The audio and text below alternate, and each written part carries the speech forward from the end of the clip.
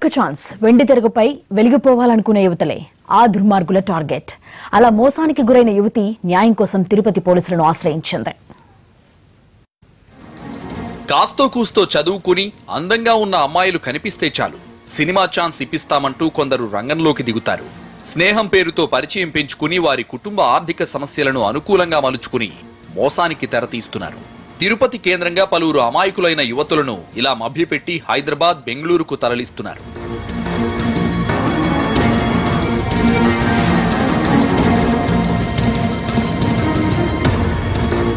చంద్రగిరి సమీపంలోని ఏ రంగంపేటలో photo studio నిర్వహిస్తున్న సురేష్ అనే వ్యక్తి తిరుపతికి చెందిన ఓ యువతితో పరిచయం పెంచుకున్నాడు. షార్ట్ ఫిలిమ్స్ లో నటిస్తూ జీవనం సాగించే యువతిని ఆధ్యాత్మిక రాజధానిలో నువ్వే అందగత్తెవని ఆకాశానికెత్తేశాడు. నువ్వు ఒప్పుకుంటే సినిమా పరిశ్రమలో మంచి అవకాశాలు ఇప్పిస్తానని ఆశలు కల్పించాడు. ఇప్పటికే చాలా మందికి అవకాశాలు కల్పించానంటూ నమ్మించాడు.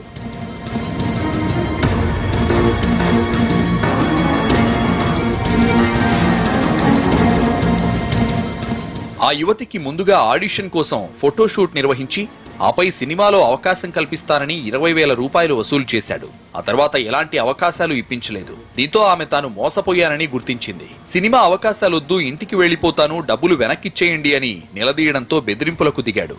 ఆమె ఫోటోలకు అసభ్య పదాలను జోడించి స్నేహితుల ద్వారా ఫేస్బుక్ లో కాల్ గర్ల్ గా పెడతానని బెదిరించాడు. పైగా ఫేస్ మార్ఫింగ్ చేస్తానని బ్లాక్ మెయిల్ కు దిగాడు.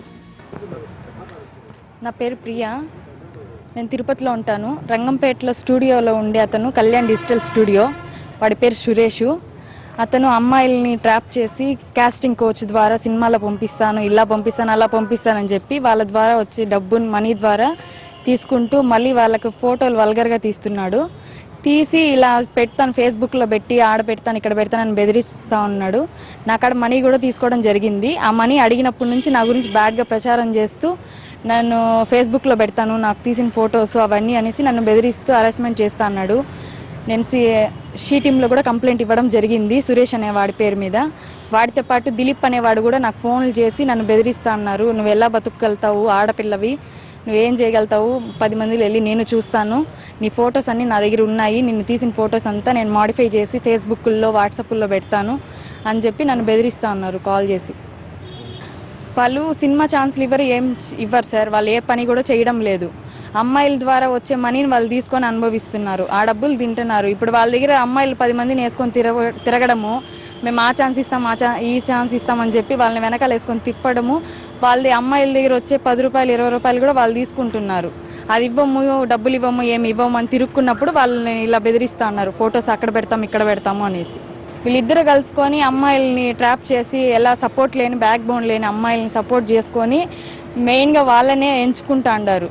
ఎలా తండ్రి లేని పిల్లలు కానీ, తల్లి లేని పిల్లలు కానీ, లేదా వాళ్ళు ఒంటరిగా ఎక్కడన్నా ఉండేవాళ్ళు కానీ, వేరే ఊరు నుంచి ఊరికి వచ్చి జాబులు చేసుకునే వాళ్ళు కానీ, అలాంటి వాళ్ళనే వెన్నుకొని వాళ్ళు క్యాచ్ చేసుకొని వాళ్ళ ద్వారా వచ్చే మనీని వీళ్ళు తీసుకుంటూ వాళ్ళకి ఫోటోషూట్ చేస్తాము, చిన్న ఛాన్సులు ఇస్తాము అని ఇలా అలా మాట్లాడి వాళ్ళ మాటలతో బాగా మభ్యపెట్టిన తర్వాత వాళ్ళు ఫోటోషూట్ చేయడం జరుగుతుంది.